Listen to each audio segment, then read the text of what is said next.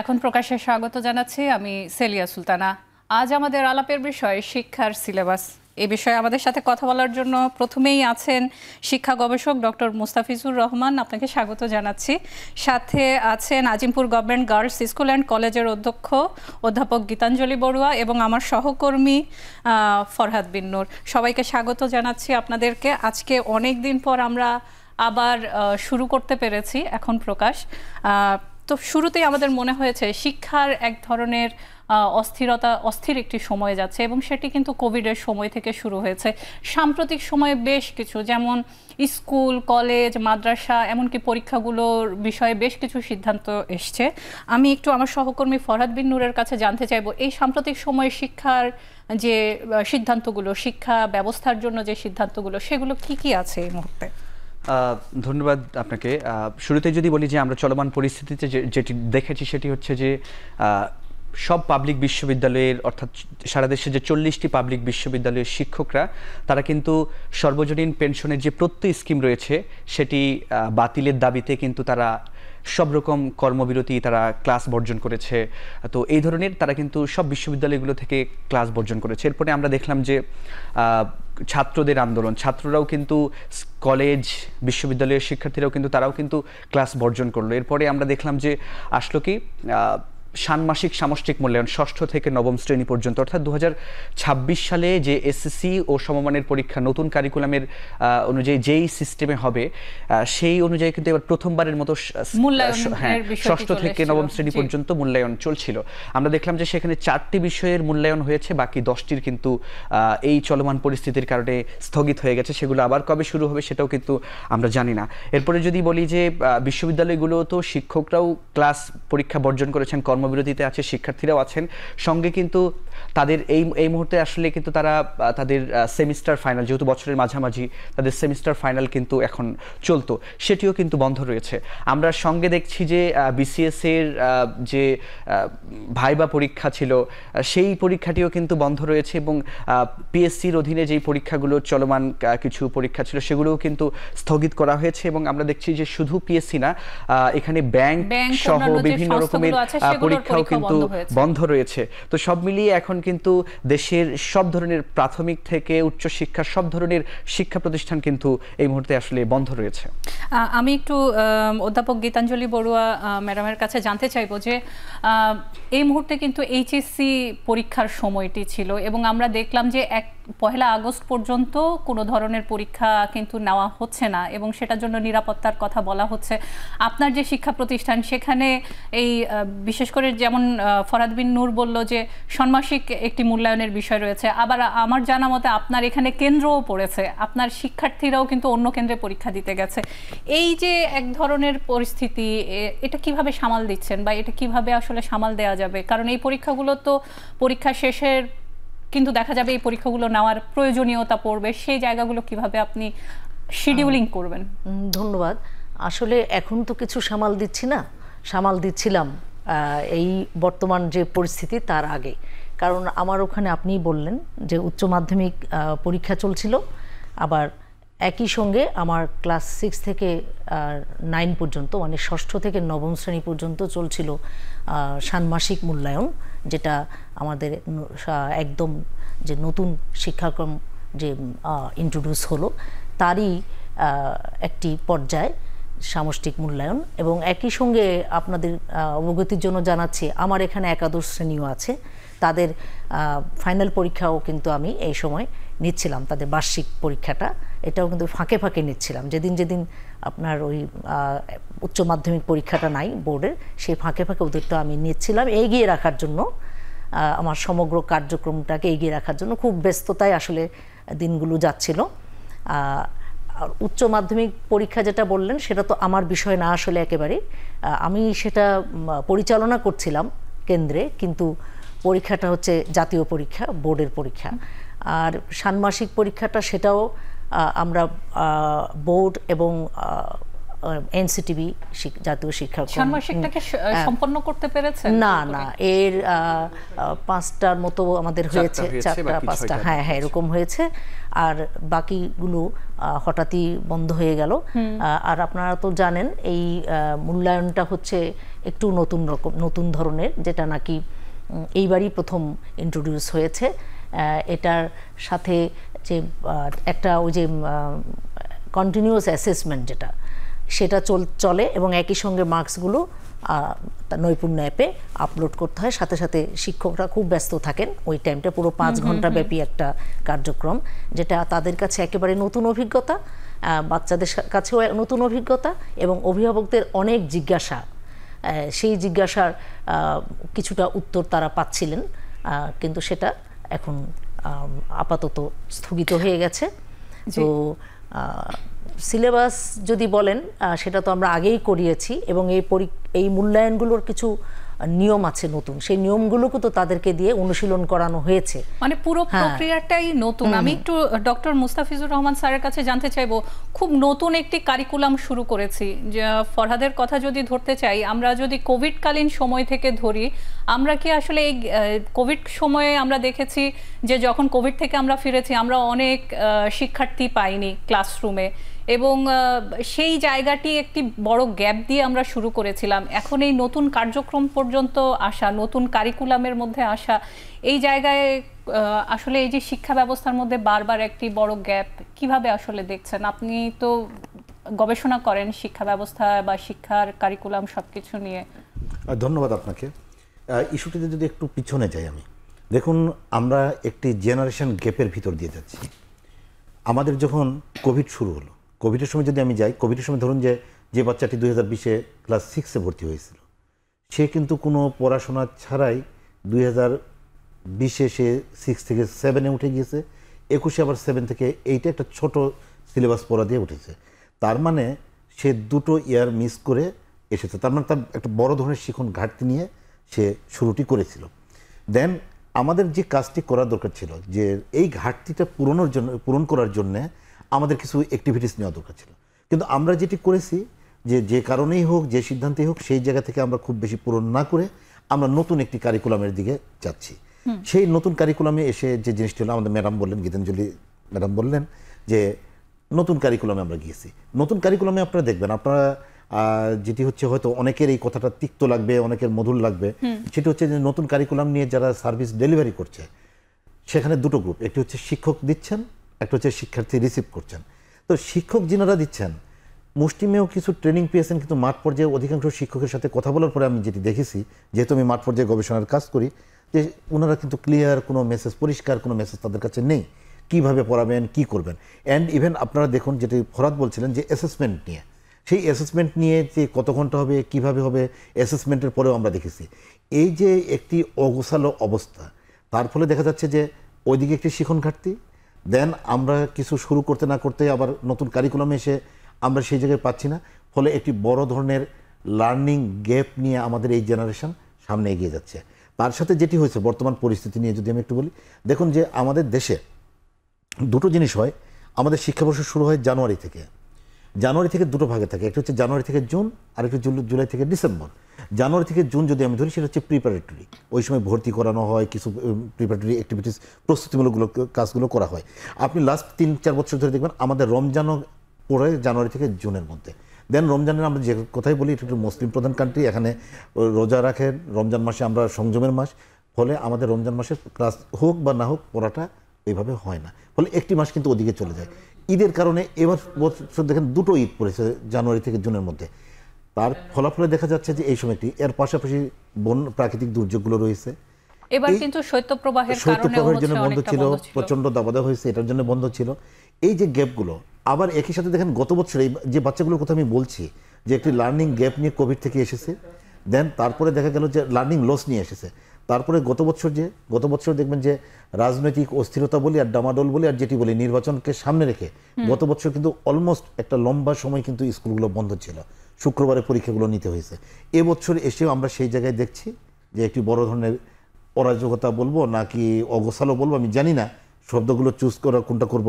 কিন্তু আমি যেটি বলতে চাই যে শিক্ষার্থীরা ক্লাসরুমে নেই, তারা হচ্ছে যেটা পাওয়ার কথা সেটি তারা পাচ্ছে না। যে কারণে কি কারণে পাচ্ছে না সেটি না, এটি মানে মেনমেড কিছু মানব সৃষ্ট কিছু দুর্যোগ, কিছু হচ্ছে প্রাকৃতিক দুর্যোগ, সেগুলো থেকে আসছে। ফলে আমি টোটাল যদি একটি মানে সামারি করি, দেখবেন আমাদের এই জেনারেশন শিক্ষাতে যেটি থাকার কথা সেটা একটু বড় গ্যাপ নিয়ে যাচ্ছে।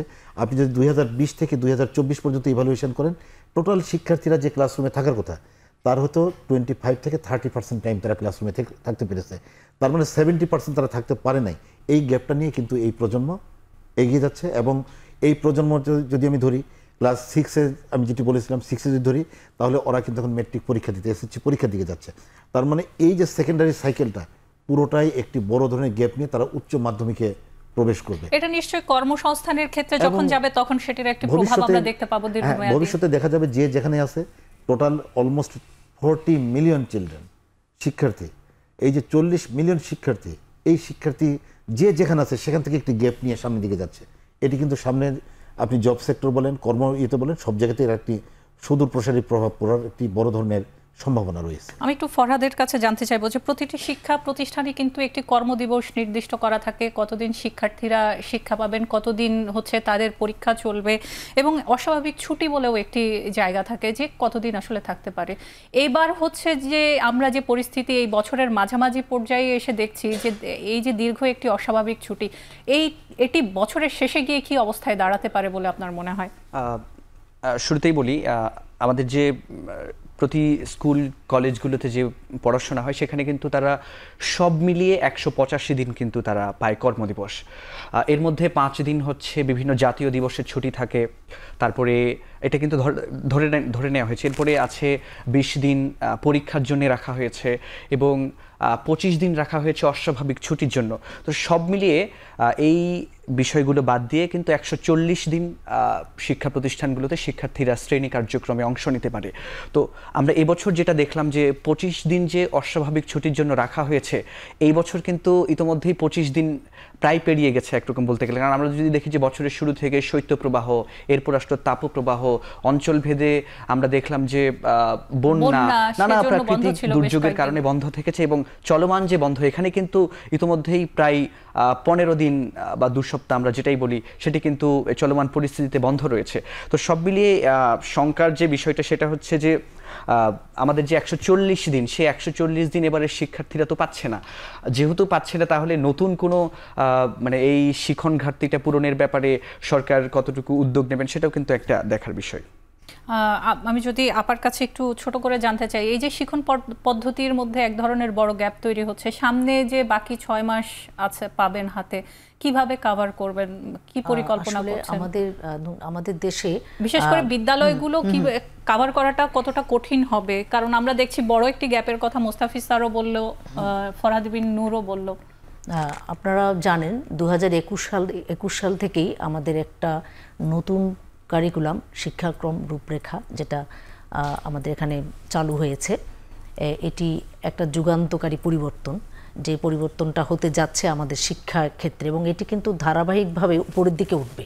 মানে এখন যারা মাধ্যমিকে, এরাই আবার উচ্চ মাধ্যমিকে গিয়ে ঠিক এই একই ধারায় কিন্তু তারা পাঠ কার্যক্রম চালাবে, এবং পুরো বছর জুড়ে এটার যে বৈশিষ্ট্য, যেভাবে মানে আমাদের যারা বাস্তবায়ন করছেন, অর্থাৎ যারা এটা প্রোগ্রাম করেছেন, জাতীয় শিক্ষাক্রম ও টেক্সট বুক বোর্ড, যেটা তারা এটা কিন্তু সারা বছরব্যাপী কিছু কার্যক্রমে ভাগ করে নিয়েছেন বছরটা। কিন্তু বছরের শুরুটাই আমরা দেখছি খুব চাপের মধ্যে দিয়ে যাচ্ছে, বাকি সময় কিভাবে কভার করবে? তাদের এইগুলো কিন্তু চ্যালেঞ্জ এক একটা, যে এই পুরো কার্যক্রমটাকে ওরা, আপনি যেটা বলছিলেন ফরহাদ, যেটা বলছিলেন যে 140 দিন, হ্যাঁ ওরকম হাতে ধরেই কিন্তু কার্যক্রমটাকে ভাগ করা হয়েছে। কিন্তু এখন বারবার এই যে হোঁচট খাচ্ছি, এটা তো অবশ্যই একটা চ্যালেঞ্জ। এখন চ্যালেঞ্জ তো থাকবেই, এবং তা থেকে উত্তরণ করার, কিভাবে উত্তরণ হবে সেটাও নিশ্চয়ই আমাদের শিক্ষার্থীদের কি কোনো বঞ্চিত হওয়ার কোনো ধরনের যে সম্ভাবনা আছে? শিক্ষার্থীরা যেন বঞ্চিত না হয়, কিভাবে শিক্ষার্থীরা যেন বঞ্চিত না হয়, তাদের যেন বড় ধরনের ক্ষতি না হয়, শিখন ঘাটতি না থাকে, নিশ্চয়ই আমাদের শিক্ষাবিদদের সেটা চিন্তা করতে হবে। কিভাবে যারা এই পরিকল্পনাটা করছেন, যারা সিলেবাসটা তৈরি করেছেন, বিভিন্ন শ্রেণীর কার্যক্রম, এখন যেমন মূল্যায়ন চলছে, ঠিক আছে, মূল্যায়ন শেষে তো একটি পর্যায়ে থাকার কথা যখন তাদের শিখন কার্যক্রমটা চলবে, সেটার জন্য নিশ্চয়ই একটা প্রোগ্রাম করা আছে। আমাদের শিক্ষা গবেষক উনি বলছিলেন যে এই মানে যে তাদের যে পড়াশোনাগুলো, যেগুলি তাদের সাবজেক্ট একাডেমিক যে বিষয়গুলো, সেগুলোতে ঘাটতি থাকবে, সেগুলো কিন্তু কীভাবে পরিবেশন করা হবে সেটা কিন্তু একটা প্ল্যানিং। এবং উনি আরও বলছিলেন যে আমরা শিক্ষকরা অনেকে জানি না যে কি আসতে যাচ্ছে, কি হতে যাচ্ছে, তার কারণ এটি বলেছিলেন যে সবার জন্যই কিন্তু নতুন কারিকুলামটি কিন্তু সবার জন্যই নতুন, কেউই আসলে আমি যে পরিকল্পনাটুকুর মধ্যে নেই, আমি হয়তো সে অংশটুকু জানি না, কিন্তু যারা আমাদের এই শিক্ষকদের মধ্যে যারা যেটুকের মধ্যে ব্যস্ত আছে তারা কিন্তু সেইটুক সম্পর্কে জানেন। এইভাবে ভাগ করে করে কাজটা কিন্তু হচ্ছে। হ্যাঁ, সেই আর কি। তো সেই হিসেবে যেটা বলছেন যে ঘাটতি পূরণ তো করতেই হবে, সে ভাবনাটা আমাদের মাথায় আসতে হবে। কারণ এরকম ঘটনা কিন্তু আমাদের দেশেই প্রথম না, আমরা কিন্তু জন্ম থেকেই জ্বলছি, সেই তখন থেকে বারবার এরকম শিক্ষা প্রতিষ্ঠানের উপর যেন কোনো ধরনের আঘাত না পড়ে, সে জিনিসটি আসলে সবাই আমরা চাই। একটি ছোট্ট বিরতি নিয়ে আবারও ফিরে আসছে।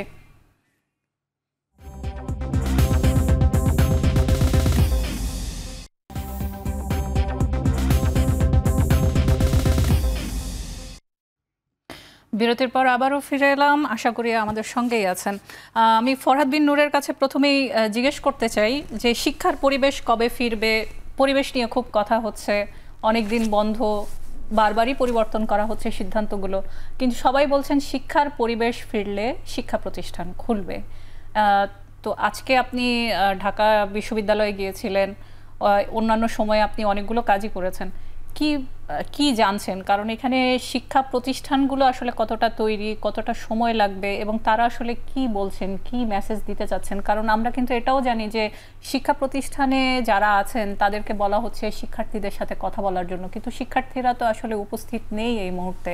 তারা কিভাবে আসলে বিষয়টি এগিয়ে নিয়ে যাবেন যে শিক্ষার সুষ্ঠু পরিবেশ বা নিরাপদ পরিবেশটি তৈরি হয়েছে? একটু শুরুতেই বলতে চাই, সেটা হচ্ছে যে আজকে কিন্তু বেলা 11টার দিকে আমরা ঢাকা বিশ্ববিদ্যালয়ে বেশ কিছু গণমাধ্যম কর্মীও ছিলাম। আমরা সেখানে ঢাকা বিশ্ববিদ্যালয়ের প্রশাসন ছিল, ভাইস চ্যান্সেলর ছিল, যেই হলগুলোতে আসলে ক্ষতিগ্রস্ত হয়েছে চলমান পরিস্থিতি আন্দোলনে, ছাত্র আন্দোলনে, সেই হলগুলোতে আমরা যেটি দেখলাম, এবং ঢাকা বিশ্ববিদ্যালয়ের যে প্রতিবেদন সেটি বলছে যে বিভিন্ন হলে 400 কক্ষ কিন্তু নষ্ট হয়েছে, ভাঙচুর হয়েছে। এছাড়া বিশ্ববিদ্যালয়ের বিভিন্ন স্থাপনা, সেগুলোতেও কিন্তু আঘাত হানা হয়েছে, নষ্ট হয়েছে। তো সব মিলিয়ে ঢাকা বিশ্ববিদ্যালয় বলছে যে 5 কোটি টাকার মতো সেখানে ক্ষয়ক্ষতি হয়েছে। এখন যেহেতু ঢাকা বিশ্ববিদ্যালয়ে এখানে আবাসিক হল রয়েছে, সেখানে কিন্তু শিক্ষার্থীদেরকে ফিরিয়ে আনার জন্য কিন্তু সেখানে হলগুলোকেও কিন্তু পরিপূর্ণভাবে সংস্কারের একটা প্রয়োজন রয়েছে। তো ঢাকা বিশ্ববিদ্যালয় বলছে, আজকে উপাচার্যকে আমরা জানতে চেয়েছিলাম তার কাছে, যে তিনি বললেন যে এটি এখনই আসলে সহসাই, আমরা যেটি বুঝলাম তার কাছ থেকে মেসেজ, যে সহসাই আসলে ঢাকা বিশ্ববিদ্যালয় কিংবা অন্যান্য বিশ্ববিদ্যালয়গুলো খুলে দেওয়ার মতো পরিস্থিতি এখনো তৈরি হয়নি। যেহেতু একদিকে হচ্ছে বিভিন্ন ক্ষয়ক্ষতি হয়েছে, শিক্ষার্থীরা যে জায়গাগুলোতে আসলে থাকেন সেই জায়গাটি যদি আসলে নিরাপদ এবং সংস্কার করা না হয়, তাহলে তো শিক্ষার্থীদের সেখানে ফিরিয়ে এনে তারপরে শ্রেণীকক্ষে পাঠদানে নিয়ে যাওয়াটা তো মুশকিল। তো সে কারণে তারা বলছেন যে এগুলো মেরামতের জন্য বা সংস্কারের জন্য তারা ইউজিসিতে, যেসব বিশ্ববিদ্যালয়ে ক্ষয়ক্ষতি হয়েছে, তারা ইউজিসিতে আর্থিক একটা বরাদ্দ রয়েছে, তারপরে টেন্ডার রয়েছে। তো সব কিছু প্রসেস করে আসলে একটা, আমার কাছে যেটা মনে হচ্ছে যে সহসাই আসলে এক কথায় বিশ্ববিদ্যালয়গুলো খোলার পথে না, যেটা আমরা আজকে বুঝলাম। আর এছাড়া আমি গতকালও হচ্ছে জগন্নাথ বিশ্ববিদ্যালয়ে গিয়েছিলাম, সেখানে উপাচার্য ডক্টর সাদেকা হালিম আপার সাথেও কথা বললাম। আপা বললেন যে এখন আসলে বিশ্ববিদ্যালয়, যেহেতু বিশ্ববিদ্যালয়গুলো স্বায়ত্তশাসিত, সেখানে তারা কিন্তু তাদের খুলে দেওয়ার একটা ব্যাপার রয়েছে, তারা কিন্তু সেটা পারবে, কিন্তু সেখানে সুষ্ঠু পরিবেশ, শিক্ষার্থীদের নিরাপত্তার যে বিষয়টি, আরও অন্যান্য উপাচার্যের সঙ্গেও আমি কথা বলেছি, তারা বলছেন যে বিশ্ববিদ্যালয়গুলোতে শিক্ষার্থীরা যখন আমার ফিরবে সেখানে পক্ষে বিপক্ষে নানা রকম ব্যাপার ছিল, সবার নিরাপত্তা নিশ্চিত কতটুকু হবে সেটা নিয়েও কিন্তু তারা বলছেন যে সবার নিরাপত্তা নিশ্চিত হলে তারপরে আসলে বিশ্ববিদ্যালয়গুলো খুলে দেওয়ার আপনি তো পরিবেশ বিশ্ববিদ্যালয়ের কথা তৈরি হবে। বলছিলেন, আমি যদি ডক্টর মুস্তাফিজুর রহমানের কাছে জানতে চাই যে বিশ্ববিদ্যালয়ের কথাগুলো আমরা শুনলাম, সেখানে উপাচার্যরা দায়িত্ব নিচ্ছেন, যারা আছেন তারাও দায়িত্ব নিচ্ছেন, আমাদের স্কুল কলেজের শিক্ষার্থীরাও যখন ক্লাসে ফিরবে সেই ফেরার জন্য ক্লাসরুমগুলো কতটা তাদের জন্য স্বাভাবিক হবে, কতটা এখন পর্যন্ত তাদেরকে রিসিভ করার জন্য তৈরি? ধন্যবাদ আপনাকে। যেটি ফরহাদ বিন নূর বলছিলেন যে বিশ্ববিদ্যালয়গুলো কবে খুলবে বা পরিবেশ, দেখুন এটি কিন্তু বাংলাদেশের সংস্কৃতিতে বিশ্ববিদ্যালয়টা নতুন না, এরকম গোলযোগ আমরা যখন ইউনিভার্সিটিতে পড়তাম তখনও ছিল। এখন কথা হচ্ছে রাজনৈতিক সদিচ্ছা, যে যিনারা কর্তা ব্যক্তি রয়েছেন ওনারা কবে খুলতে চান এটার উপরে। এখন যদি এটাকে আমরা একটা ব্যুরোক্রেটিক প্রসেসে যাই যে টেন্ডার হবে তারপরে করবে, এটি না, এটাকে মানে এক্ষুনি কি করতে হবে, মধ্যমেয়াদে কি করতে হবে এবং দীর্ঘমেয়াদে কিছু কিছু। আমাদের এবারে যে ঘটনাগুলো ঘটেছে এটি কিন্তু একটাও দীর্ঘমেয়াদে না। আমরা যখন ইউনিভার্সিটিতে ছিলাম তখন একটি ছাত্র সংগঠন, যেটাকে আমি নাম বলছি না, তারা কিন্তু খুব ম্যাসাকার চালাতেন এবং হলের রুমগুলোকে গান পাউডার দিয়ে পুড়ে দিতেন। আমরা তখন দেখেছি ইনস্ট্যান্ট ইউনিভার্সিটি করতো কি, বিশ্ববিদ্যালয় ওই রুমগুলোকে বন্ধ করে দিয়ে ছাত্রদেরকে অন্য রুমে শিফট করতো। সো পরিবেশ নির্ভর করবে আমাদের রাজনৈতিক সদিচ্ছা এবং তার সাথে লিঙ্ক করা। আমি আসি আপনার প্রশ্নে, যে এটি গেল উচ্চশিক্ষায়। আপনি প্রাইমারি শিক্ষা প্রাথমিক বিদ্যালয় সেখানে তো ভাঙচুর হয় নাই, প্রাথমিক বিদ্যালয় তো আবাসিক সেভাবে খুব বেশি নেই, সেকেন্ডারিতেও যদি আমি যাই মাধ্যমিকে সেখানেও তো নেই, তাহলে এগুলো খোলার তো উদ্যোগ নেওয়া যাইতে পারে। যে এগুলোকে এখন যে জায়গায় আমাদেরকে করতে হবে, আমরা যে পক্ষে বিপক্ষে ফরহাদ বিন নূর যেটি বললেন, প্রাথমিকে তো পক্ষ বিপক্ষ নেই, তাহলে প্রাথমিক স্কুলগুলো তো যে কোনো সময় খোলার একটা উদ্যোগ নিতেই পারে। দেন তারপরে দুটো তো হচ্ছে সেকেন্ডারিতে মাধ্যমিকে, সেটি তো পক্ষ বিপক্ষ নেই এবং সেগুলো তো আমাদের খোলার উদ্যোগ নিতে হবে দ্রুত, যদি আমরা এই যে শিখন ঘাটতি বা আমি যেটি বলছি এটাকে যদি আমরা কভার করতে চাই। এখানে যে কথাটি আমি বলতে চাই, এখানে যে ঘটনাগুলো ঘটেছে এবারের যে ছাত্রদের আন্দোলন, সেখানে কিন্তু প্রাথমিককে আমরা দেখি নাই, মাধ্যমিকেরও বিশেষ করে ক্লাস 8, 9, 10 শিক্ষার্থীরা জড়িয়ে গিয়েছিলেন। এখন বর্তমান যে ডিজিটাল যুগ, ডিজিটাল যুগে আমরা দেখেছি যে বিভিন্ন গ্রুপ, হোয়াটসঅ্যাপ গ্রুপ বা এগুলোতে অনেক রকমের, আমার বাচ্চা ক্লাস 8-এ পড়ে, আমি দেখেছি যে তাদের ছবি চালা বা এরকম কিছু দেখেছি। আমার যে বাসার পার্শ্বে ঢাকা রেসিডেন্সিয়াল মডেল কলেজ, দুঃখজনকভাবে ওখানকার একটি শিক্ষার্থী আমাদের কাছ থেকে হারিয়ে গিয়েছে। কেন হারিয়েছে কি আমি ওগুলোতে যেতেন, কিন্তু হারিয়ে গিয়েছে। এখন যে জায়গাটিতে আমাদের কাজ করতে হবে সেটি হচ্ছে বাচ্চাগুলো যে দেখেছে এই যে বিভৎস কিছু ছবি, তারা যেগুলো দেখেছে কারা করেছে সেটি হচ্ছে গভর্নমেন্টের দায়িত্ব, গভর্নমেন্ট বিচার করছে, তদন্ত হচ্ছে, সেটা ওইদিকে। কিন্তু আমি ক্লাসরুমের কথা বলতে চাই, যে শিক্ষার্থীরা যখন ক্লাসরুমে ফিরবে তাদের যে মানসিক একটি সমস্যা হবে সেটাকে আমরা কাভার করব কতটুকু। যেমন যেই বাচ্চাগুলো যে ক্লাসরুমে দেখবে তার বন্ধুটি নেই বা আহত অবস্থায় হাসপাতাল আছে, সেই বাচ্চাগুলো মানসিকভাবে একটা ট্রমার মধ্যে থাকবে। সেই জায়গা থেকে আমাদেরকে খুব দ্রুত আমাদের শিক্ষার সাথে সংশ্লিষ্ট যারা, বিশেষ করে শিক্ষাবিদ বলবো না, শিক্ষাবিদদের এখানে কিছু নেই, শিক্ষা কর্মকর্তা, মিনিস্ট্রি, অধিদপ্তর, তাদেরকে উদ্যোগ নিতে হবে এবং শিক্ষকদেরকে প্রিপেয়ার করতে হবে যে কাউন্সিলিংটা কীভাবে করবে শিক্ষার্থীদেরকে। না হলে যে মানসিক যে একটি ট্রমা, সেখান থেকে আমাদের শিক্ষার্থীরা বের হয়ে আসতে পারবে, হয়তো সময় লাগবে এবং এটি কষ্টসাধ্য হবে। যেন শিক্ষার্থীরা আসার পরেই তাদেরকে ক্লাসরুমের পড়া, পাশাপাশি খেলাধুলা বা কোনো এক্সট্রা কারিকুলার অ্যাক্টিভিটিস এবং বিভিন্নভাবে তাদেরকে কাউন্সিলিং করে আলাদা জগৎটাতে তাদেরকে ঢুকিয়ে নিতে হবে। যা ক্ষতি তো আমাদের হয়ে গেছে তা তো হয়ে গেছে, আমরা ফিরাতে পারবো না, কিন্তু যে শিক্ষার্থীরা ক্লাসরুমে রয়েছে শ্রেণীকক্ষে, তাদের এই ট্রমা থেকে বের করে আনার জন্য উদ্যোগ নিতে হবে। আমি গীতাঞ্জলি বড়ুয়া ম্যাডামের কাছে জানতে চাইবো যে স্যার যে বিষয়টি বললেন, সেখানে আমরা শিক্ষকদেরকে বিদ্যালয় বা শিক্ষা প্রতিষ্ঠানকে যেমন কাজ করার কথা বলছে, পারিবারিকভাবে আসলে, কারণ এখন সবার হাতেই মোবাইল ফোন আছে এবং বাচ্চাদের জন্য আসলে মোবাইল ফোনে যে কোনো কিছু দেখা বা হচ্ছে যে কোনো ছবি ইরেজ করা সম্ভব না। সে জায়গায় পরিবারের কি কিছু করার জায়গা আছে কিনা, বা শিক্ষকদেরকে কিভাবে তৈরি করতে পারে আমাদের শিক্ষা প্রতিষ্ঠানগুলো? হ্যাঁ, আসলে আমাদের বাচ্চারা বর্তমানে যারা একেবারে আমি 1.5-2 বছরের বাচ্চাকে পর্যন্ত তারা কিন্তু ভার্চুয়াল জগতের দিকে খুবই আকৃষ্ট এবং ওটাতেই থাকে। তো কাজেই বাস্তব বিষয়টা নিয়ে তাদের অত মাথা ঘামানি নেই। এখন ওদের ওদের যে কিন্তু তাদের অভিজ্ঞতাটা এবার আগ্রহ হলো বা অনেক। হতে যাচ্ছে, আমাদের স্যার যেটা বললেন যে যেটা হতে যে অভিজ্ঞতা তাদের হয়ে গেল এর কিছুদিনের মধ্যে, কারো কারো হয়তো এমন আছে যে একেবারে ঘনিষ্ঠ পারিবারিক কোনো ক্ষতি তার হয়েছে, ঘনিষ্ঠজন কেউ হয়তো সে হারিয়েছে, সেও তো স্কুলে আসবে।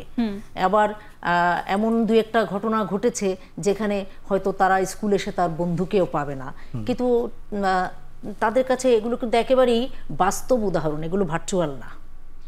ওরা যে ভার্চুয়াল জগতে থাকতে পছন্দ করে, ওটার মধ্যে ডুবে থাকে সে করোনার সময় থেকে, এগুলো কিন্তু তা না, এগুলো একেবারে বাস্তবতা। আমরা যারা আরো অনেক প্রজন্ম আগের, আমরা কিন্তু এরকম অনেক বাস্তব অভিজ্ঞতার মধ্যে দিয়ে এত দূর এসেছি। আমাদেরও অনেক ট্রমার মুখোমুখি হতে হয়েছে। উনি যখন বললেন যে ক্লাসে এসে আমরা হয়তো কোনো সহপাঠীকে দেখব না, আমাদের বাচ্চারা হয়তো এসে দেখবে সেই সহপাঠীকে আমরা দেখছি না, সেরকম অভিজ্ঞতা কিন্তু আমার ব্যক্তিগতভাবে হয়েছে। 1975-এ অগাস্টের পরে যখন প্রথম ক্লাস শুরু করলাম, তখন আমি আমার ক্লাসে গিয়ে দেখলাম এবং আমরা আমার বন্ধুরা দেখতে পেলাম যে আমাদের একজন বন্ধু আমাদের মধ্যে নেই। এবং তখন আমরা মোটামুটি সচেতন, ক্লাস 4-এ পড়ি। 4-এ পড়লে কি হবে, ওই যে বলে না বাস্তবতার আঘাতে আমরা কিন্তু বেশ তখন বুঝে ফেলেছি অনেক কিছুই। আমরা জানি আমরা কাকে হারিয়েছি। আমরা ওই সময় হারিয়েছি আমাদের জাতির পিতা বঙ্গবন্ধু শেখ মুজিবুর রহমানের কনিষ্ঠ সন্তান রাসেলকে 1975-এর সেই নৃশংস হত্যাকাণ্ডে, এবং তাকে আমরা শ্রেণীতে ফিরে গিয়ে আর পাইনি, ও আমার সাথে পড়তো। তো এখন কাজেই তাকে তখন পাইনি, আমরা কিন্তু পরিস্থিতির সাথে নিজেদেরকে আস্তে আস্তে মানিয়ে নিয়েছি। 4-এর বাচ্চা তো শিশু। হ্যাঁ, এখন উনি যেটা বললেন আসলে সত্যি, যার যে বয়স সেই বয়স প্রেক্ষিতে তাকে সেভাবে আমাদেরকে মানে হাত বাড়িয়ে দিতে হবে, আমাদের শিক্ষকদের এবং পরিবারের মা বাবাকেও তার পাশে সেভাবেই দাঁড়াতে হবে। যদি প্রাথমিক শ্রেণীর বাচ্চা হয় তার জন্য একরকম, এবং মাধ্যমিকের হলে আরেক রকম। ওই মাধ্যমিকে বললেন না ক্লাস 8, 9, 10 তারাও কিছু কিছু কিন্তু এই মানে সংশ্লিষ্ট হয়ে গেছে। তো কাজেই তাদেরকে আবার পথে আনতে হবে, মানে তাদের পড়ার বইয়ে, তাদের একাডেমিক কাজে, তাদেরকে স্কুলের যে কাজ, শুধু তো পড়াশোনা না, এখানে আরো অনেক কাজ আছে। এসব কাজের সাথে তাকে একেবারেই যুক্ত করে ফেলতে হবে। আবার এইগুলো হলো তার জীবনে কিছু অভিজ্ঞতা, যেগুলো আমরা মুক্তিযুদ্ধে দেখেছি, পেয়েছি। ওরা মুক্তিযুদ্ধ দেখেনি, ওরা দেখলো আরেক রকমের যজ্ঞ। আচ্ছা, আমি এই বিষয়ে যেহেতু আপনি বললেন, স্যারও বিষয়টি নিয়ে বলেছে, আমরা এই মুহূর্তে এখন পর্যন্ত অনানুষ্ঠানিকভাবে জানি যে 200-র মতো মানুষ মারা গেছে। প্রত্যেকেরই কিন্তু মানে কর্মজীবী যাদেরকে বলা হয়, হয়তো বা তিনি ঘরের একমাত্র ছিলেন। আমি যদি স্যারের কাছে একটু জানতে চাই যে এই যে মানুষগুলো মারা গেলেন, যাদের পরিবারে একমাত্র উপার্জনক্ষম ব্যক্তি হয়তো তিনি ছিলেন, তাদের পরিবারে যদি একটি বা দুটি শিশু শিক্ষার্থী থাকে, তাদের শিক্ষা জীবনটি কতটুকু মানে নিশ্চয়তা বা অনিশ্চয়তার মধ্যে পড়বে, সে বিষয়টি নিয়ে একটি ছোট্ট বিরতি নিয়ে আমরা আবারও ফিরে সেই বিষয় নিয়ে কথা বলবো।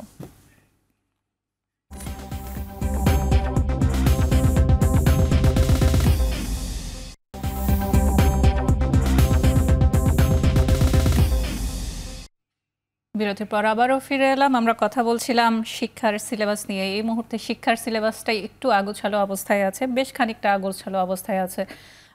এতক্ষণ পর্যন্ত যে আলোচনা করলাম তাতে এটি হয়তো বলাই যায়।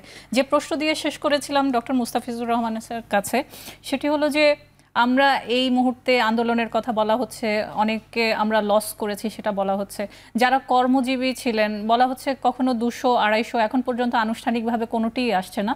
কিন্তু যারা মারা গেছেন তাদের ঘরে তো শিক্ষার্থী আছেন, কোনো না কোনো শিশু, কেউ স্কুলে যায়, কেউ কলেজে যায়। তাদের এই শিক্ষায় থাকাটা কতটা নিশ্চয়তা বা অনিশ্চয়তার মধ্যে পড়েছে, এই প্রশ্ন দিয়ে শেষ করেছিলাম। যদি ধন্যবাদ আপনাকে, একটু ইম্পর্টেন্ট ইস্যু নিয়ে এসেছেন। আপনি শুধু বলেছেন যে যারা মারা গিয়েছে, যারা গিয়েছে শিক্ষার্থী যারা মারা গেছে তাদেরকে আমরা চিনি, যারা কর্মজীবী দুটো গ্রুপ আছে। একটি হচ্ছে যে কর্মজীবী বাবা মা বা পরিবারের একমাত্র উপার্জনক্ষম ব্যক্তি, এটি একটি। আরেকটি হয়েছে যে প্রচুর পরিমাণে আহত, মারা যাওয়ার সংখ্যার চেয়ে আহতের সংখ্যা বেশি। এই আহত যারা, তারাও কিন্তু পরিবারের একমাত্র উপার্জন করছিলেন এরকম ব্যক্তি। এই দুটোই রয়েছে। এখন এই দুটো জায়গায় যদি আমরা হাত দেই, তাহলে আমাদের বাংলাদেশের এভারেজ দেখি যে অন অ্যান এভারেজ এক একটি ফ্যামিলিতে দুটো করে সন্তান আছে। এখন আমরা যেটা ধরি যে যারা মারা গিয়েছেন টোটাল একজ্যাক্ট ফিগার আমাদের কাছে নেই, এবং এর মধ্যে একমাত্র উপার্জনক্ষম ব্যক্তি কতজন এটাও আমাদের কাছে নেই, কিন্তু নাম্বারটা একেবারে নেহাত কম না। আমি যেটি বলবো, এই পরিবারগুলোর যে শিক্ষার্থী, আমরা চাই না একটি শিশু শিক্ষা ব্যবস্থার বাইরে থাকুক বা শিক্ষার সুযোগ থেকে বঞ্চিত হোক, একটি শিশুও না। তাহলে এই শিশুগুলোর কি হবে? যেই নাম্বার হোক, হয়তো নাম্বার খুব বেশি হবে না। আমরা এই জায়গাতে যে জিনিসটি চাইবো, এখানে প্রথমত দায়িত্ব নিতে হবে সরকারকে। সরকার তো অনেক দায়িত্ব নিচ্ছে। সরকার তো আজকে দেখলাম যে সাইদের পরিবারকে ইউনিভার্সিটি থেকে সহায়তা করছে। গভর্নমেন্ট, আমাদের মাননীয় প্রধানমন্ত্রী, উনি বেশ মানবিকভাবে সব জায়গায় বলছেন যে এদের চিকিৎসার দায়িত্ব নেওয়া হচ্ছে, এদের পরিবারকে দেখার দায়িত্ব নেওয়া হবে। আমি অনুরোধ করব এখানে এই কথাটি অ্যাড করার জন্য যে যেই পরিবার ক্ষতিগ্রস্ত পরিবারগুলির শিক্ষার্থী যারা রয়েছে, তাদেরও দায়িত্ব সরকার নেবে। এবং সরকার কীভাবে নেবে? সরকার দুটিভাবে নিতে পারে। একটি, সরকার হচ্ছে অনেক রকমের সোশ্যাল সেফটি নেট প্রোগ্রাম রয়েছে, যেটি ইউনিয়ন পরিষদ, উপজেলা, আপনার সিটি কর্পোরেশন যুক্ত। এটি একটি, কিন্তু সরকারকে স্ট্রংলি এটাকে স্ক্রিনিং করে নাম্বারটা বের করতে হবে এবং রেগুলার মনিটর করতে হবে। এই বাচ্চাগুলো যেন এই দুর্যোগের কারণে যে তারা যে পরিবারের মানুষ হারিয়েছে বা আহত হয়েছে, এটার পাশাপাশি তারা তো একটি লস হয়েছে, কিন্তু এদের শিক্ষা ব্যবস্থার যেন লস না হয়।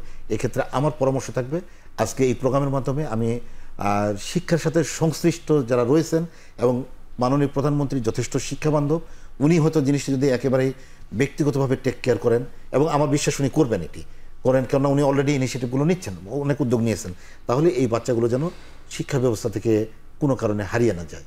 আমি ফরহাদ বিন নূরের কাছে জানতে চাইবো যে আমরা ঢাকা শহরের কথাটা সবসময় বলি, আমাদের জেলা পর্যায়ে যে প্রতিষ্ঠানগুলো রয়েছে, শিক্ষা প্রতিষ্ঠানগুলো রয়েছে, সেগুলোর অবস্থা কি, এবং সেখানে যারা শিক্ষার্থী আছেন তাদের শিক্ষায় ব্যবস্থায় ফেরার পরিবেশটি আসলে এই মুহূর্তে কেমন? ধন্যবাদ। আমরা কিন্তু বিভিন্ন জেলায় খোঁজখবর নিয়েছি, আমরা গিয়েছি, দেখেছি যে এই সিচুয়েশনে, এই পরিস্থিতিতে কিন্তু একটু ভিন্ন চিত্র আছে। আমরা যেমন শহরে যদি দেখি, এখানে কিন্তু যেহেতু যখন কারফিউ চলছে, তখন কিন্তু আমার শহরের শিক্ষার্থীরা আমাদের এখানে পর্যাপ্ত খেলার মাঠ কিংবা বাইরে গিয়ে খেলবার জায়গা পাচ্ছে না। কিন্তু আমরা গ্রামের চিত্রটা বা জেলা পর্যায়ের যে চিত্রটা, সেই চিত্রটা কিন্তু একটু ভিন্ন। সেখানে একেবারে খোলা মাঠে তারা চলে যাচ্ছে, সেখানে যেখানে যেভাবে যারা পারছে তারা ক্রিকেট খেলছে, ফুটবল খেলছে, যে যার মতো করে তারা কিন্তু খেলাধুলায় ব্যস্ত হয়ে পড়েছে। এবং এটি কিন্তু আমরা দেখেছি যে আগে তো গ্রামীণ শিশুরাও এ ধরনের খেলাধুলায় থাকতো, কিন্তু এই করোনার পর থেকে প্রযুক্তিতে আসক্ত হয়ে পড়ে কিন্তু গ্রামীণ শিশুরাও, গ্রামীণ শিক্ষার্থীরাও। তো এবার যে সিচুয়েশনটা হয়েছে, যে এবার কিন্তু ইন্টারনেট সচল না থাকবার কারণে সেই শিক্ষার্থীরাও কিন্তু খেলার মাঠে ফিরেছে এক কথায় বলতে গেলে। এবং আরেকটি বিষয় আমরা দেখেছি যে অনেকের ভেতরে কিন্তু যেহেতু ইন্টারনেট সেবা চালু নেই বা ধীরগতি, সে কারণে কিন্তু আমরা অনেক শিক্ষার্থীকে দেখেছি যে তারা বই নিয়েও কিন্তু বসেছে। মানে একেবারে যে এই পরিস্থিতিতে যে সব শিক্ষার্থী পড়াশোনায় ক্ষতিগ্রস্ত হচ্ছে ব্যাপারটা এরকমও না, কিছু পজিটিভ বিষয় কিন্তু আছে, ইতিবাচক ব্যাপার আছে।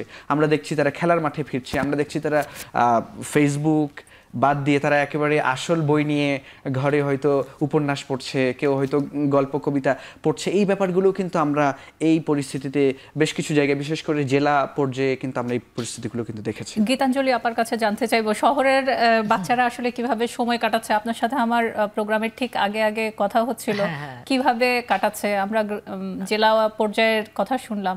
বাচ্চারা, শহরের বাচ্চা বা গ্রামের বাচ্চা সবাই কিন্তু মোবাইলে আসক্ত হয়ে গিয়েছিল। ভার্চুয়াল জগতে তারা থাকতে পছন্দ করে, তারা গেম খেলতো। কিন্তু এখন যেহেতু ইন্টারনেট বন্ধ ছিল বেশ কিছুদিন, এবং এখন তো দিয়েছে, তবুও এখনও সেই আগের এতে আসেনি। ফলে আমি দেখলাম আমার বাসাতেই উচ্চ মাধ্যমিক পরীক্ষার্থী আছে, আমার নিজের সন্তান। ও তো বই পড়তোই না। বই বলতে মানে তার সিলেবাস, তার একাডেমিক বইপত্র ছাড়া অন্য কোনো বই সে খুব একটা, গল্পের বই, উপন্যাস, ওই যে বলছিল, এই জাতীয় কোনো বই, সাহিত্য সে পড়তো না। আমি দেখছি যে কোথাও পেলাম না, ওর ঘরেও পেলাম না। আমি তার বোনের ঘরে গিয়ে তাকে পেলাম, দেখলাম সে খুব মন দিয়ে পথের পাঁচালী পড়ছে। মানে আমি তো অবাক হয়ে গেলাম যে ওর হাতে বই, এবং তাও আবার বিভূতিভূষণের পথের পাঁচালী। তো এটা একটা প্রাপ্তি অবশ্যই। আর আপনাদের অবগতির জন্য জানাচ্ছি, আমার প্রতিষ্ঠানে কিন্তু বেশ বড় খেলার মাঠ এবং খেলার অনেক পরিবেশ।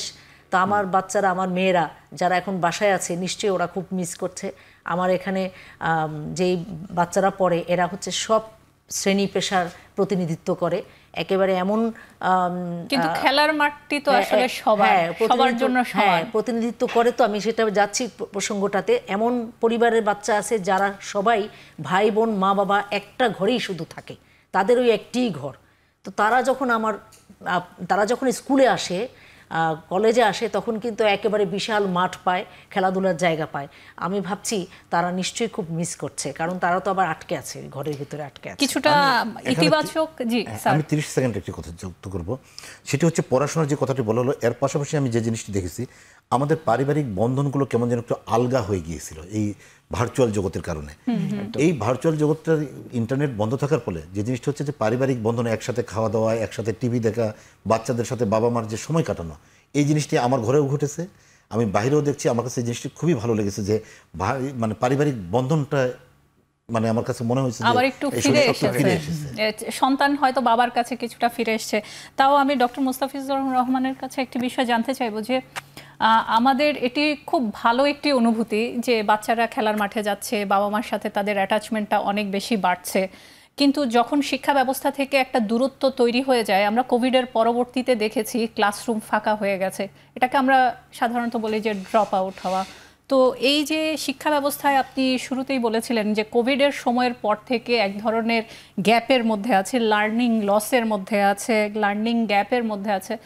তো এই জায়গাটি তো একটা প্রান্তিকে গিয়ে সবচেয়ে বেশি শিশুরাই কিন্তু ভুগছে, বাল্যবিবাহের শিকার হচ্ছে যখন এই ধরনের অস্থিরতা থাকে। এবারও হচ্ছে একটি ছোট্ট বিরতি নিয়ে এই বিষয় নিয়ে আমরা আবারও কথা বলবো।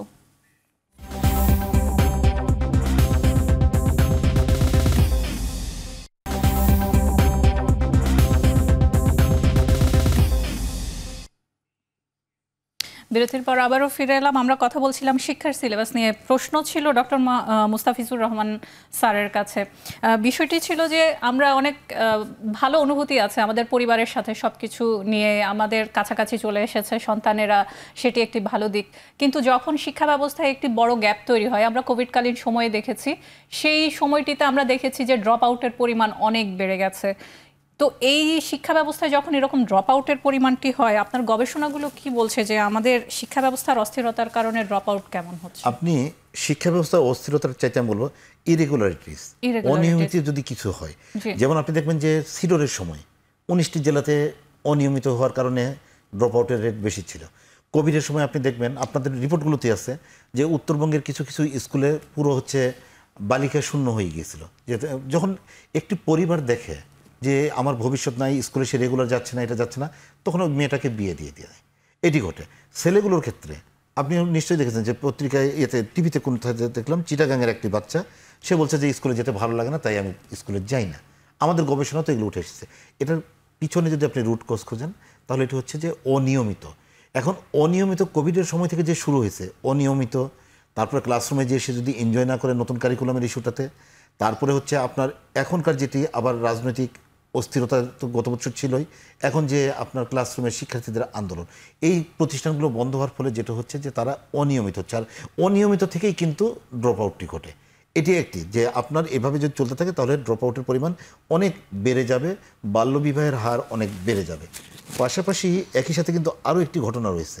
আপনি লাস্ট 3 ইয়ার্সে যদি দেখেন, আমাদের মার্কেট প্রাইস কিন্তু ডাবল হয়ে গিয়েছে, যে কোনো জিনিসে ইনফ্লেশন রেট অনেক বেড়ে গিয়েছে। আমরা গত বছর একটি গবেষণা করেছিলাম, সেখানে আমরা দেখেছিলাম যে ফ্যামিলি লেভেলের এক্সপেন্ডিচার শিক্ষার্থী প্রতি আপনার প্রাইমারিতে আমাদের যেটি দেখেছিলাম 2023 সালে, 22 সালে, সেখানে যা ছিল 2023 সালে সেখানে এসে দেখেছি প্রাইমারিতে আপনার 25% ইনক্রিজ করেছিল। একইভাবে আমরা সেকেন্ডারিতে যা দেখেছিলাম 2022 সালে, 23 সালে এসে দেখেছিলাম প্রথম 6 মাসে 51% ইনক্রিজ করেছিল। এখন গত বছর দেখেন যে ইন্টারন্যাশনাল যে ক্রাইসিসগুলো, গাজার যে সংকট, এই সংকট কিন্তু সারা ওয়ার্ল্ডকে এফেক্ট করেছে।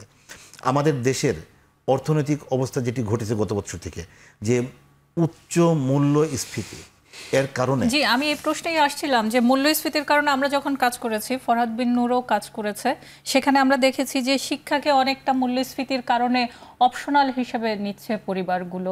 সে বিষয়ে আপনাদের গবেষণা কি বলছে? এই জায়গাতে আমি আসছি যে মূল্যস্ফীতির কারণে আপনার মানে ফ্যামিলি এক্সপেন্ডিচার এডুকেশনের জন্য বেড়ে যাচ্ছে। এখন একটি পরিবার কতটুকু ব্যয় করতে রাজি আছে, কেননা মূল্যস্ফীতির কারণে প্রথম মানুষের প্রায়োরিটি হবে তার মানে খাদ্য জোগাড় করা, ভাত ডাল যা পারে, যার যে সামর্থ্য আছে সেটি সে মানে প্রথমে করবে। দ্বিতীয়তে যে সে যাবে তার হচ্ছে শারীরিক সুস্থতা এবং আপনার কাপড় চোপড় যেটি লাগে এটি। দেন থার্ড হচ্ছে বাচ্চার পড়াশোনার দিকে যাবে। হয়তো দু একটি পরিবার আছে এক্সেপশনাল, সে বাচ্চার পড়াশোনাকে প্রায়োরিটি দিচ্ছে, লোন করে হলেও পড়াবে, কিন্তু এই জায়গাতে আসছে। দেন এই যে উচ্চ মূল্যস্ফীতি এবং একই সাথে আপনার এই যে ইরেগুলারিটিস, এর ফলে যে জায়গাতে যাচ্ছে, আমাদের গবেষণাতে আমরা গতবার দেখেছি, আমরা একটি এডুকেশন ওয়াচ গবেষণা করেছিলাম, সেখানে দেখেছি যে অধিকাংশ ফ্যামিলি, প্রায় আমি পার্সেন্টেজগুলো এই মুহূর্তে আমার মেমোরিতে নেই, একটি বড় প্রায় 1/3 বলেছিল যে না, আমার যদি এটি হয় তাহলে আমার শিক্ষার মানে আমি এর চেয়ে বেশি খরচ হলো, একটি ফিগার ছিল যে 3000 2000 এরকম, যে এই স্ট্রেসটা বেশি হলে আমি আর পারবো না, আমার ক্লাসরুমে আমার মানে সন্তানকে শিক্ষা বন্ধ করে দেবো। তো এভাবে যদি চলতে থাকে, একদিকে হচ্ছে এই যে আপনি দেখুন গত 2 সপ্তাহ ধরে যা ঘটছে এখনও স্টিল চলছে, এর ফলে কিন্তু লোকজন তার ইনকাম হারাচ্ছে, ইনকাম লস করছে, যে রাস্তাঘাটে ব্যবসা বাণিজ্যে লস করছে। এর প্রভাব কিন্তু ঘুরে ফিরে যে পড়বে শিক্ষার উপরে, কারণ মানুষ তো খাবারের জোগাড়টা কিন্তু বাকি রাখবে না, প্রথমে খাবারটা পূরণ করবে, তারপর কাপড় চোপড় শিক্ষা, কাপড় চোপড় হেলথ এগুলো করবে। দেন যেটি যে পড়বে মানে কাটটা হবে এডুকেশনে, ফলে এর ফলে ড্রপ আউট হবে এবং শিক্ষার্থী হ্রাস পাবে। যদি গীতাঞ্জলি ম্যাডামের কাছে জানতে চাই যে স্যার যে পরিস্থিতিটি বললেন এটি গবেষণার ফলাফল, সেক্ষেত্রে আমাদের অনেক প্রান্তিকে অনেক বাচ্চারা আছে, অনেক শিক্ষার্থী আছে, কি করা যেতে পারে? আপনি যেমন বলছিলেন যে এক ঘরের মধ্যেই হয়তো কোনো শিক্ষার্থীর পুরো পরিবারই থাকে, তিনি আসলে এই খরচটি কতটা আসলে এফেক্ট ফেলে, আপনার অভিজ্ঞতা এবং আপনার যদি দৃষ্টিভঙ্গি, যদি শিক্ষা প্রতিষ্ঠানের প্রতিনিধি হিসেবে উনি যা বললেন, কিছু আশঙ্কার কথা বললেন যে এরকম হতে পারে, এরকম হতে পারে, এইভাবে যদি অনিয়মিত হয় তাহলে হয়তো ড্রপ আউট হবে, এগুলো সবই আশঙ্কার কথা। আবার এটাও বললেন যে নতুন কারিকুলামের প্রতি তার হয়তো আকর্ষণ নেই বা পছন্দ করছে না, সেজন্য যাচ্ছে না। এটি বোধহয় ঠিক না, আমি ওনার সাথে এটা একমত হতে পারছি না। উনি গবেষণায় যাই দেখে থাকুক, এখনও আমাদের এই কারিকুলামটা যেটা আর কি মাত্র ইন্ট্রোডিউস হলো, সেটা কিন্তু এখনও একটা পরীক্ষামূলক পর্যায়ে আছে। হ্যাঁ, ভালো মন্দ এখনো হয়নি, তবে যেটি এটার টার্গেটটা হচ্ছে এটা, সব বাচ্চাকে ক্লাসে আসতে হবে। ক্লাসে যদি না আসে তাহলে তার মূল্যায়ন হবে না। কিন্তু ম্যাডাম, উপস্থিতিটা হচ্ছে তার জন্য যদি আমার কম হয়, তখন যদি আমি ক্লাস থেকে ফিরে যেতে চাই তখন কি হবে? তাকে তো আমরা মানে ওই এখন আপনারা জানেন যে আমাদের কিন্তু প্রাথমিক মাধ্যমিক পর্যন্ত অবৈতনিক, তার বই টই এগুলো সব ফ্রি দিয়ে দেওয়া হচ্ছে। তো কাজে বাচ্চা তো আপনি ওই যে এক ঘরে আছে না, সে বাচ্চা তো আসবেই স্কুলে, কারণ এক ঘরে ওই যে বললাম যে স্কুলের পরিবেশ, নতুন কারিকুলামে যে কাজ, যে অ্যাক্টিভিটিসগুলো তাদেরকে দিয়ে করানো হয়, এইটিতে অন্তত আপনারা দ্বিমত প্রকাশ করবেন না যে বাচ্চারা খুব এনজয় করছে। বাচ্চাদের যদি জিজ্ঞাসা করেন তাহলে কিন্তু ওরা সবাই বলছে যে তাদের ভালো লাগছে।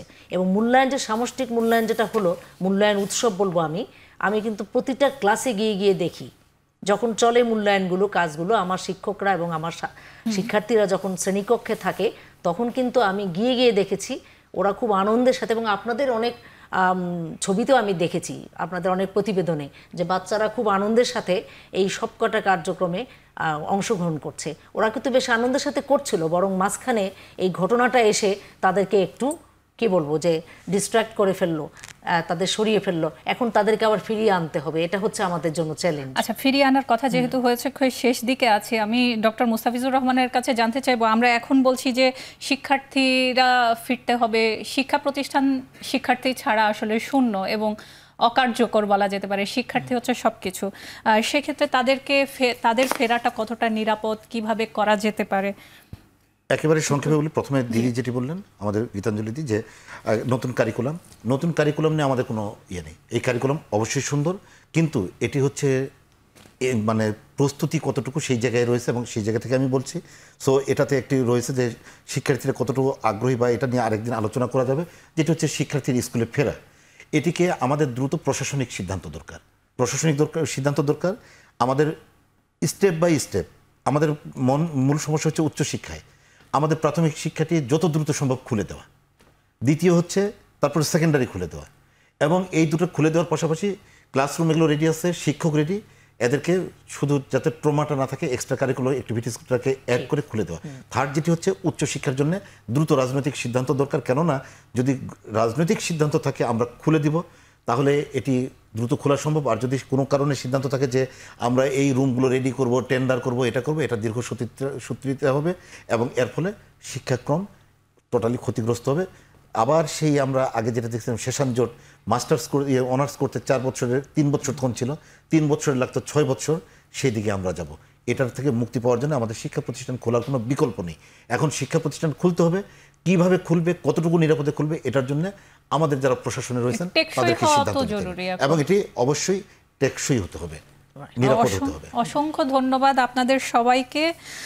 আমরা শিক্ষা নিয়ে বেশ কিছু বিষয়ে কথা বললাম, হয়তো এই বিষয়গুলো যারা নীতি নির্ধারণী পর্যায়ে আছেন তারা হয়তো শুনবেন এবং তারা ব্যবস্থা নেবেন, কারণ সব কিছুই আসলে নির্ভর করছে শিক্ষার্থীদের ভালোর জন্যই কিন্তু সবাই সিদ্ধান্তগুলো নেবেন এবং সামনে তাদের আশাটা বিশ্ববিদ্যালয়ে ফেরা, স্কুলে, পাঠশালায়, ক্লাসরুমে ফেরাটা আরও বেশি নিরাপদ হবে।